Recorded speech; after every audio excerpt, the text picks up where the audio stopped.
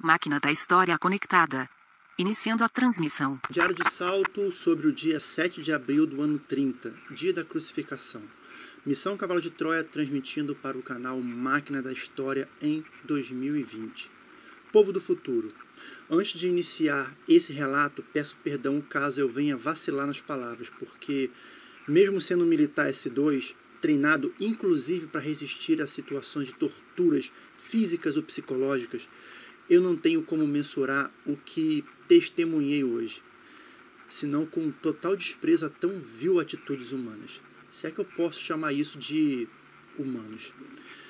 Por favor, e falo sério, não continue a assistir essa transmissão se você possui algum problema cardíaco ou problemas emocionais, porque de fato a realidade desses relatos irão te surpreender. Isso não é um teste, isso não é um entretenimento. Assista por sua conta e risco. Os dados que constam nos registros históricos do nosso tempo, com relação à captura, condução e local de julgamento, são em quase toda a sua totalidade idênticos aos que eu presenciei hoje. Mas as similaridades acabam por aí, pois já no julgamento, na casa de Anás, a situação muda drasticamente. Para contextualizar, vale ressaltar que durante meu tempo aqui em Jerusalém, eu não fiquei somente ao lado de Jesus e seus discípulos. Também circulei pela cidade, coletando as informações aqui e ali, construindo vínculos importantes, principalmente com os soldados romanos, onde alguns drenários obteve várias informações valiosíssimas e também acessos a locais restritos. Tudo planejado antecipadamente com o intuito de facilitar minha locomoção quando do momento de tais julgamento de Jesus. Essa situação especial também me ajudou a apoiar o jovem João Zebedeu, que havia recebido a permissão de acompanhar Jesus durante esses momentos críticos. Como já sabemos, Jesus foi levado ao Sinédrio e lá foi indagado pelos seus supostos crimes. E vendo que o rabi não dava as respostas que os canalhas queriam, foi solicitado aos levitas que convencesse Jesus a falar. Foi quando os guardas de Caifás levaram Jesus para um cômodo amplo, sem móveis, sem janelas e iluminação, que ficava atrás da casa de Caifás. Os olhos de Jesus buscavam os de João, e com um movimento de cabeça, Jesus pedia para que João se retirasse daquele local. O jovem relutou, mas Jesus insistiu. E o jovem, que já havia vomitado ao testemunhar aquela cena nojenta da cusparada no rosto do mestre, consentiu ao pedido e saiu da sala. Depois, os olhos de Jesus encontraram os meus por alguns segundos, e com um movimento de cabeça lhe desejei força e mostrei que ali eu ficaria, compartilhando com ele em silêncio sua dor. Depois de algum tempo, os levitas e outros assassinos contratados rodearam Jesus e iniciaram aos gritos o interrogatório, querendo que Jesus delatasse quem eram os seus discípulos. Iluminado pelas fracas chamas dos artoches dos levitas e já totalmente despido, Jesus nada falava, nem sequer levantou o rosto. Parecia não estar mais naquele local. E, aborrecido com o silêncio, o criado que estava à sua frente de súbito lhe esbofeteou a face com tanta força que o corpo do mestre tremeu todo. Os escarros, que já estavam secos em sua face, ficaram agora agarrados na mão do canalha que esbofeteou ele, ao que esse canalha limpou toda a imundície com o manto de Jesus que estava no chão. Eu já estava a ponto de partir meus dentes de tanta raiva, enquanto escutava as sábias e tranquilizantes palavras de Eliseu, constantemente pedindo-me calma e lembrando-me que essa era a vontade do mestre, e eu não poderia fazer nada. O espancamento continuava atingindo pontos críticos do robusto corpo do mestre, olhos, rins, ouvidos, estômago, lábio, mas a resistência física do rabi era impressionante, mesmo com golpes que derrubariam um homem de estatura média. O mestre nem sequer murmurava, e isso irritava ainda mais seus algozes. Já exaustos e ofegantes, um dos levitas tomou de mão um cântaro de água e enquanto o outro que estava atrás de Jesus o puxava pelos cabelos, enquanto outro lhe forçava a boca para abri-la, o outro vinha e derramava água em tentativa de afogá-lo. Mas os imbecis não se atentaram que esse ato abrandou em muito o tormento corporal do mestre, que aliviou a sua sede e repôs muito do líquido perdido durante o momento de tristeza do mestre no dia anterior, aquele ocorrido no Getsemane, onde ele literalmente suou e chorou sangue. Após um acesso de tosse, a tortura aquática foi interrompida, e enquanto um se afastava com um cântaro de barro, o outro monstro levantava a perna esquerda do Rabi e lhe aplicou um forte soco em seus testículos. E essa foi uma das poucas vezes que escutei um gemido do mestre. A dor foi tanta que, mesmo inclinado para trás, o tronco e a cabeça do Rabi endireitaram-se com um movimento reflexo, e Cristo caiu para frente, com o rosto no chão.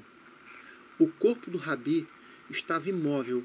Não dava para saber se ele estava consciente ou desacordado devido à pancada no chão.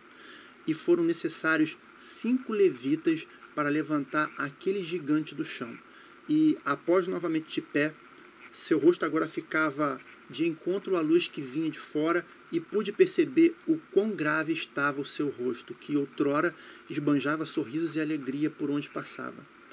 Agora só se via sangue e uma face pálida.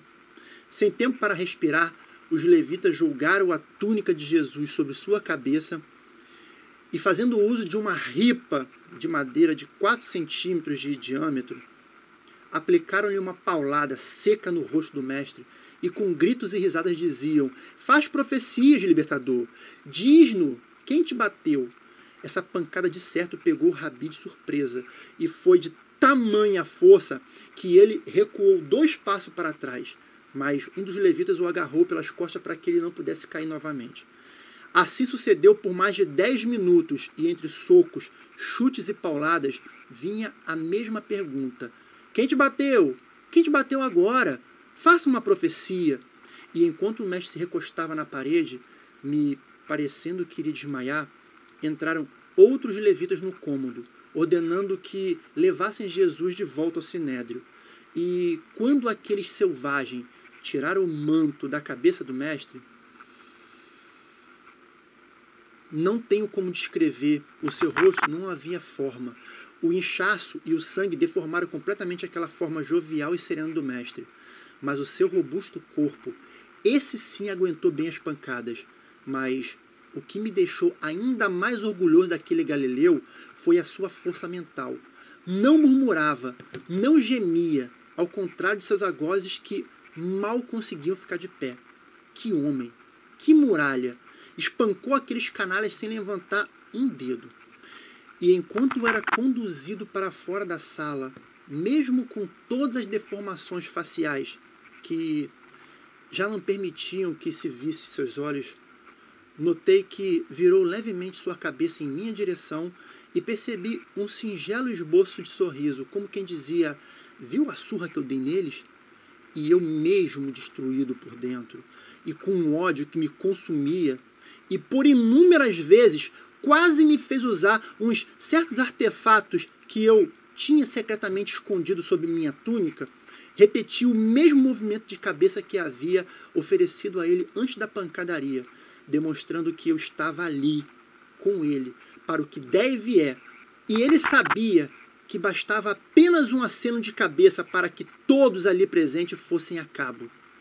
E como eu ansiei por esse aceno de cabeça, porque, ao usar os meus artefatos naquele tempo, facilmente dizimaria toda uma guarnição romana e os guardas de Caifás em segundos. Mas, para minha infelicidade, essa permissão nunca foi cedida, e ele resistiu aos mais de 30 minutos de torturas intensas, sem fraquejar, sem murmurar. Ao ver o estado lamentável de Jesus, o jovem João pôs suas mãos no rosto e chorou. A cena partiu o coração de seu fiel seguidor. Notei que um dos levitas tentava bruscamente limpar o rosto de Jesus, e, por impulso, me adiantei e, me apresentando como curandeiro, solicitei permissão para realizar a limpeza. E o levita permitiu, mas pediu agilidade. E rasguei minha própria túnica, coloquei um pouco de água que ainda restava no cântaro e iniciei uma cuidadosa limpeza na face deformada do mestre. Ele se mantinha em silêncio, certamente guardando energia para o pior que estava por vir. E, vendo aquela cena, uma emoção aflorou na minha alma, me forçando a pedir mais uma vez: permita-me, Senhor, por favor. Ele levemente moveu a cabeça, negativando o meu pedido. Poucos segundos depois, um levita veio e agarrou o mestre pelos braços e, praticamente o arrastando, levou-o de volta ao sinédrio, onde aqueles 30 abutres estavam assustados com a aparência deformada do rabi. Depois de confabularem inúmeras acusações infundadas, levaram Jesus até Pilatos, para que o romano o julgasse e o condenasse à morte.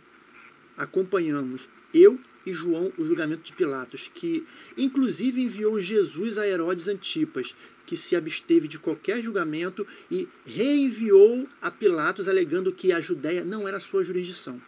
Ao testemunharmos os relatos já conhecidos do romano, onde ele dá aos judeus a oportunidade de escolher entre Jesus e Barrabás, Pilatos dá a ordem para açoitar o rabi de Nazaré. Então, os guardas romanos conduziram o mestre até o pretório e para lá João não teve permissão de ir. Foi melhor assim, porque isso iria destruir moralmente o jovem. E eu, fazendo uso de minhas influências, fui conduzido pelo meu amigo centurião... Máquina da história sem energia. Próxima carga em 24 horas. Final da transmissão em 20 segundos. Fui conduzido pelo meu amigo centurião até o local onde costumeiramente se amarram os cavalos. Ao chegar nesse local, já se aproximavam 2 guardas romanos, extremamente robustos, portando cada um chicote curto com cabos de couro e metal. Do cabo saíam 3 correias de couro, armadas nas extremidades por pares de pequenos ossos de carneiro.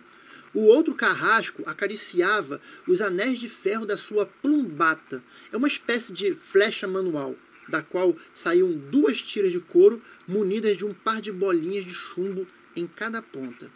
O inferno de Jesus estava formado. Um dos soldados cortou a corda que amarrava os pulsos de Jesus para trás. Já tinha umas 8 horas que estava nessa situação. Depois, amarrou pela frente.